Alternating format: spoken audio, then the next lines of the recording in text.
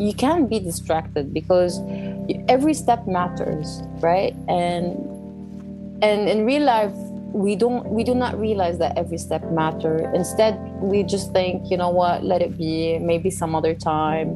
But when you're climbing, there's no let it be, or I'll just come back, or no, you really need to be careful on the mountain, because if you just step somewhere else, you can die.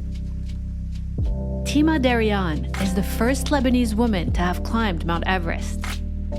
I first heard of Tima when she was a contestant on The Astronaut, a reality show on Dubai One TV.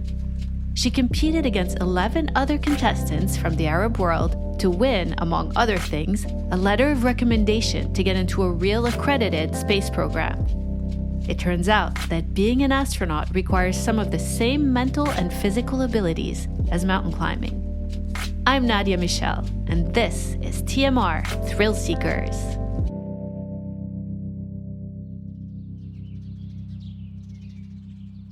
It really teaches me the practice on how to stay in the moment, to be present fully. And as a woman, climbing to me is very special because I really believe it brings the best out of my physical strength.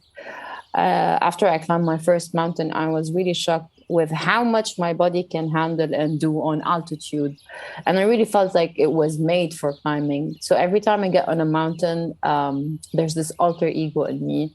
So really, I would sum it up in two main things. You learn a lot about yourself, and you are present. I always remind myself, if I was on a mountain right now, wouldn't I be more patient? Wouldn't I be observant rather than just wanting to finish things? And so it's definitely always a great reminder. But another thing is resilience. So no matter what happens, no matter what obstacle gets along the way, any failure, I get back way faster than before. And I really believe the more I climb, the more resilient I become.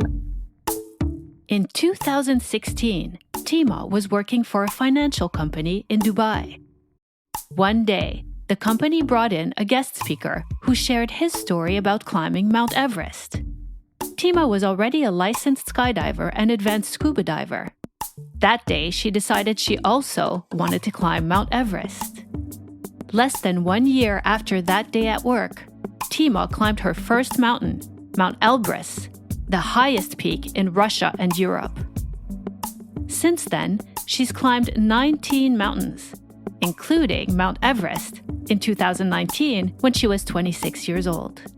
But that climb, like many things in life, didn't go exactly as planned. So I have a history of pneumonia, and I got bronchitis when I was on Everest, when I was on base camp. And my cough was horrible, and I would cough blood sometimes. And I could barely breathe when I'm coughing, and everything hurts. So on base camp, I was at 5,360 meters, and I was living there. Like my home was a tent. So there's like a medical tent on base camp. So I visited them, and they did the checkups and everything. And they said I need to leave the mountain for me to recover, because it's just going to get worse. And on altitude, things only get worse if they're bad. So I said, okay, it's my decision and it's my life. I will calculate my risk and I will do what I think is right. At the end of the day, I promised my family to not get myself killed. So I went back down to 4,000 meters and I said, I'm going to start taking antibiotics. I'm going to take all the medication needed, and I'm going to try to eat as much as I can, because one of the key to climb on altitude is eating, which is really nice. So 10 days at 4,000 meters, I did everything I have to, both physically and mentally, for me to get back. And I did get back. I hiked back up to base camp, and things went according to my plan, and I continued my climb. The top portion of a mountain, or roughly everything above 8,000 meters, is known as the death zone. Oxygen levels there are only at a third of what they are at sea level, and the barometric pressure causes weight to feel 10 times heavier. These two factors make climbers feel sluggish, disoriented, and fatigued, and can cause extreme distress to the organs. Not everyone makes it back, There have been at least 300 climbing deaths on Everest since 1953, when climbers scaled the summit for the first time. Because of the harsh conditions, it's not unusual to leave the dead where they died. Those corpses remain to spend eternity on the mountaintop, serving as a warning to other climbers, as well as gruesome mile markers. It's believed there are at least 200 bodies left on Everest. Thankfully, Tima made it back. Her latest goal is the Grand Slam, a challenge to climb the highest mountain on every continent and to ski the North and South Pole. Only 71 people have ever completed the Grand Slam, and only 15 of those are women. Tima has already climbed 6 out of the 7 highest summits required for a Grand Slam title, which means she only has one left, Mount Vincent in Antarctica. Other than the 6 highest peaks in the world, Tima's list of climbs includes the highest volcano in the world, which is also the highest peak in Chile. Ojos del Salado is a dormant volcano in the Andes on the Argentina-Chile border. When we say volcano, people think there's an eruption or something can happen. But I mean, high up there on those mountains, yes, those volcanoes can erupt, but the possibilities and chances are extremely low. Honestly, with Ojos del Salado, it was snowing, so I didn't see the ash pit in the volcano. So when you make it to the top, on the other side, you'd see the volcano.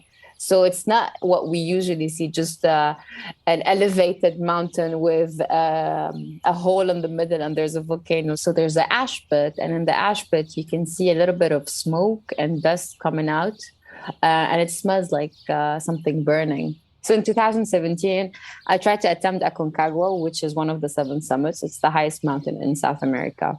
And I failed. I couldn't make it. Once, after 18 days of climbing, I made it to 6,400 meters. I had about 400 meters more to go, but my body completely failed.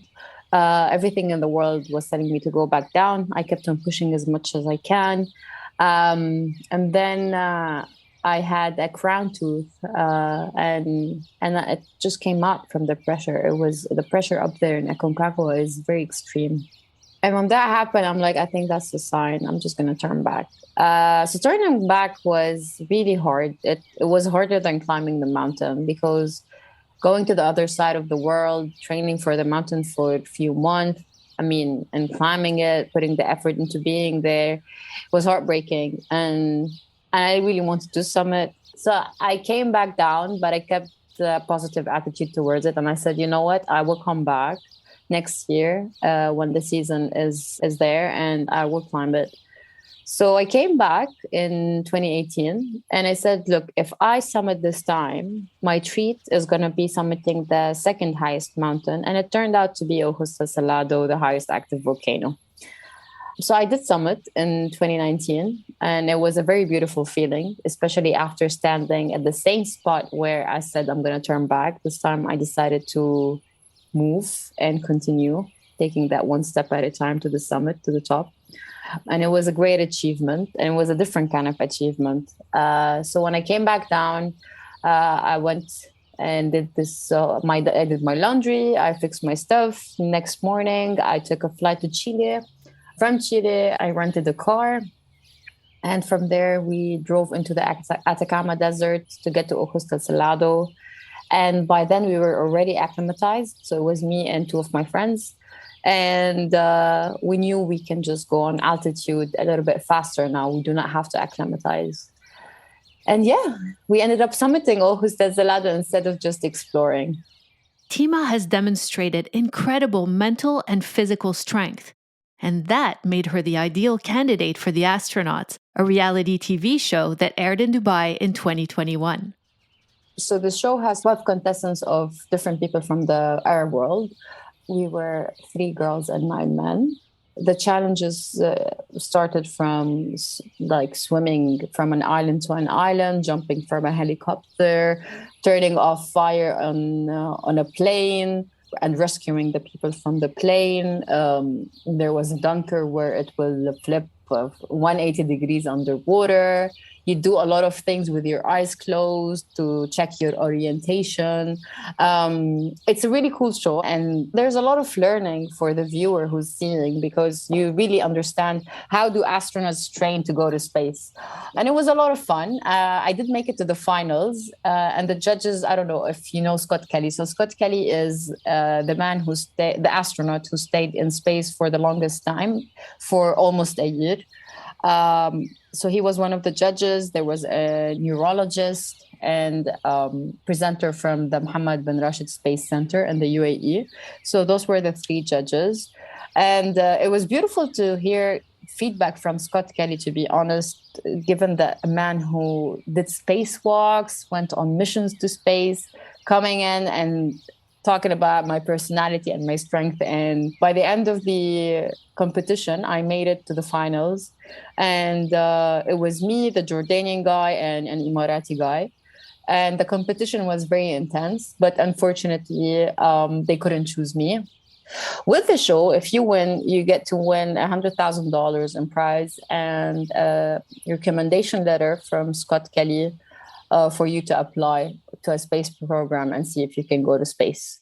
But even though I did not get that the recommendation letter was really important to me, because I really do want to go to space one day. But I will still find a way. I mean, I'm in contact with Scott Kelly now, and he's very well aware of my physical strength and mental strength. And that gives me a confidence boost, let's say, for me to actually go on and apply for a space program. But yeah, I won what I really wanted, which is my voice. I was able to present the Lebanese woman, or let's say the Arab woman, the strength and the tolerance of a woman in that show. And I was constantly breaking gender roles and stereotypes by my reaction, by my leadership, and by my persistence. Besides climbing mountains and practicing to be an astronaut, Tima is an outspoken advocate for gender equality in the Middle East, a region that's ripe for change. That's why she recently launched a brand called Feministiya, or feminist in Arabic. It really started when the beginning of COVID hit. So it was this trend with the masks, and everybody was putting on those masks with different messages on them. And everybody would start a conversation like, what does your mask say, or something like that. And I'm like, you know what? I want people to ask about feminists. I mean, this concept is misused sometimes, or misinterpreted, or people just assume it's something that it's not. And it agitates me, because I really believe feminism is all about equality, equity, and the growth of a whole nation together. It's not just woman empowerment, it's empowering a society. And I wanted to explain that message. And I'm like, you know what? This can be a conversation starter, and we can just change the world like that. And I started with the masks, and it got sold really fast, and I was very happy. And both men and women were buying the product. So I said, maybe I should start this message through different product guidelines, like a T-shirt or a kimono. And then instead of just having the word feminist, I wanted to describe what a woman is in Arabic, because it started in Lebanon and it's starting in the Middle East. And I'm trying to spread that awareness starting from the Middle East. Tima launched her brand in Lebanon, a country that has served as a hub for fashion and design in the Middle East, but also a country where a feminist brand could really be impactful. The country has lagged behind in terms of gender equality. Laws, fair or not, are made by the government. And as a reference, in the last election in 2018, only 6 women were elected as members of Lebanon's parliament, out of a total of 128. Things are changing, but very slowly. I was living in the UAE for 23 years. I only moved to Lebanon after the blast, to be on ground, to support NGOs and support people, because I'm a freelancer and I own my time. But coming to Lebanon has been extremely frustrating, and it's very different for me. In the UAE, I really felt like I have my rights as a woman. When I walk into any place, I get the same exact respect as a man, and there was no conversation of gender roles. Maybe some small parts of the UAE specific societies would definitely judge you, but we can't change the whole world. You'll always have those kind of people, which is fine. But I mean, on a bigger level, no, I wouldn't feel that. But when you come to Lebanon, women are liberated in a different way. But if you look at, let's take the our ministry in Lebanon. Look at any photo; it's full of men. The table is only full of only men. There's no balance to the situation. There's no balance to decision making. Women are not in big positions or proper roles or in a proper decision making role. And look at the result of the country. The country is in a very bad situation. Not because there is no woman, because there's no balance in decision making. You're making decisions based on one-sided, biased opinion. So I've been looking for suppliers in Lebanon, and it's very difficult to find. And most of the suppliers turned out to be men. I started stitching with women, but for my embroidery, I needed the machine. So I needed the factory. And every factory, I had to deal with men. I've been to like 4 different factories so far. And when they look at the word in Arabic, they look at it and like, what does it say? I say feminist. Some surprisingly know the word. They've heard of the word, and they would say, "What is this feminist? I've heard. It isn't something about the woman. If into woman, you need rights. You are eating our rights. Into you all need a slap with a slipper." This is the kind of words I hear, yeah. And I look at him, and sometimes I'm so furious, I want to kill him. And then I'm like, okay, you know what? You can never deliver your message when you're angry. So hang in there. And then as I start doing business with them, I start explaining what the concept is, what it means, and how it brings right to both men and women, how it educates women, how it brings a better generation, how it calls out for equity, how we do understand we're not equal when it comes to genetics, but we deserve equal respect, and so on. Like the conversations continue because embroidery takes forever. And this is part of creating that change. And I tell them, you have to make a promise since you work on the brand. If you see somebody who doesn't understand the concept, you have to explain the concept. And it keeps on happening. A lot of the pushback Tima gets comes from common misconceptions about what the word feminism really means and what its purpose is. So feminism is when a woman comes and wants her freedom, but she wants to step over a man. Feminism is putting men down and putting women up. Who does she think herself? She doesn't belong here. Let her know her limitations. It's all about putting women in a box and making the woman understand that she belongs to a specific kind of job or to a specific sort of situation. And that's not okay. We're trying to change that. You do see changes in more developed communities and with the new generation. But there are people who are in charge who still view women as, I don't want to use the wrong words, who still view women as just it's not even complimentary. Like they want to set boundaries. And sadly enough, it's not just men, it's women too. So the old generation do embed those hypothetical boundaries in the new generation, building more resistance towards what feminism truly is. And feminism comes in to break all this. And really, it's all about equality and equity and teaching women about their rights and teaching men about what rights is, teaching boys about consent, teaching girls about believing in themselves, and trying to just change the body image kind of thing that's been spreading around recently, trying to ruin the young girls' thoughts and way of life.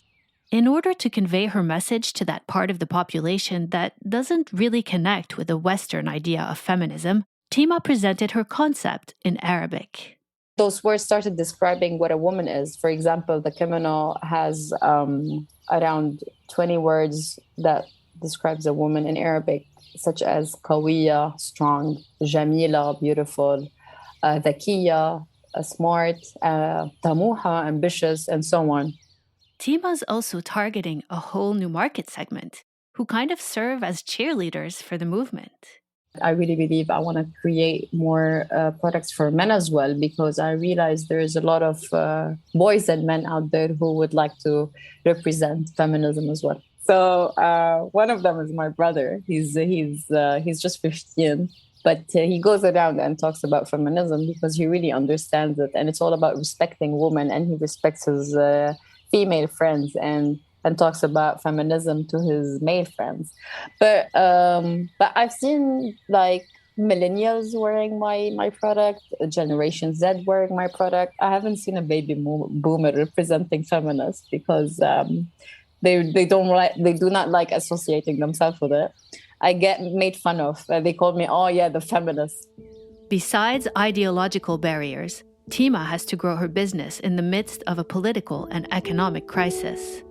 Lebanon has a population of roughly 6 million people, but it's one of the smallest countries in the world. Tucked between Syria to the north and Israel to the south, it's long been a hotbed for political strife. Since 2019, the currency there has lost almost all of its value, and basic services like electricity and water are hard to come by. People really need jobs, so this initiative could go beyond simply spreading the word about the benefits of gender equality. It's been a success, but I had my setbacks because producing in Lebanon isn't something easy given the electricity and the economical situation. But I've been, again, dealing with it as an obstacle and overcoming multiple obstacles and finding ways. And I really want to start it in Lebanon because I believe it can create a lot of job opportunities for other women. So I'm looking for marginalized women who takes courses about stitching and learn how to stitch. And then they start stitching for feminists. And this is how it started, with an initiative called Stitching Hope. They stitch my products. They make some money because financial independency is very important when it comes to women empowerment. This is the first step into women empowerment, really. When we speak about male, female, we all have both energies and within us. I have both male and female energy, and so do you. And once both energies are balanced, beautiful things happen. This is when you're aligned. This is when you're able to focus. There's male character and there's female character. If you look up what male character is and what a female character is two things that needs to be joined together for you to really give the best outcome and results you have. And this is why we need 50% men, 50% women in jobs and workplaces, in anything we do, because we bring balance in decision making.